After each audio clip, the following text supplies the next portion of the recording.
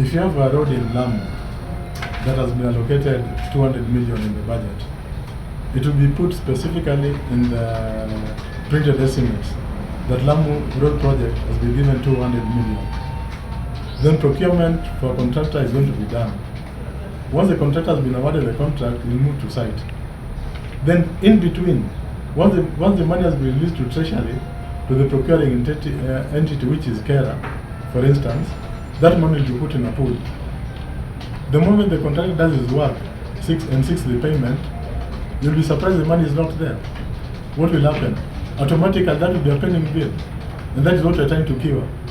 So you want to make sure that if a road project is in Pokot, and the budget, as National Assembly members, we were located a road in Pokot, we were located in 500 million, and Treasury has released the exchequer. Let that money be put in a designated account for that particular road project in Pokot. So that we don't have a situation where you put contractors working and yet money is not in the account. Another example is, for instance, someone who supplies basic things like stationery. For instance, you are given a tender of 100 million to supply stationery and computers. By the time you are being given that tender, the money, you're told the money is in the budget. By the time you supply, either the money has been reallocated in supplementary budget, or it has not been put in the account. So what happens if supplied, you've not been paid, that's an automatic pending bill. Those are the things you're trying to cure. You all know that most contractors and suppliers, some have committed suicide and some are in a very state of bad depression.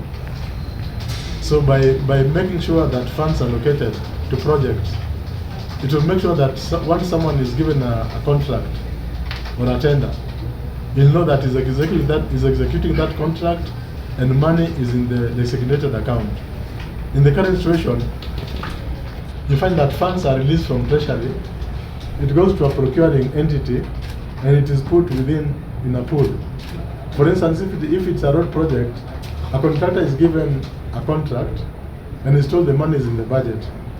But once he starts executing the project, the funds are going to be released from Treasury, it will go to the procuring entity, it will be put in a pool, it won't be put in the designated account for that project.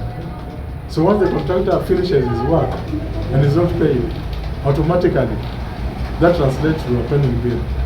Those are the things that we are trying to cure.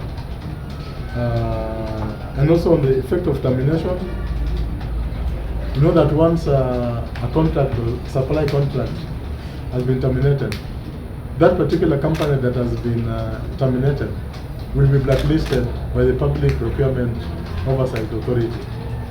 The company once terminated cannot engage again in any business with the government. So to be fair to the contractors and suppliers, we want to bring sanity such that by the time someone is terminated, he has been given a fair hearing and he has not been blacklisted without being given a due process.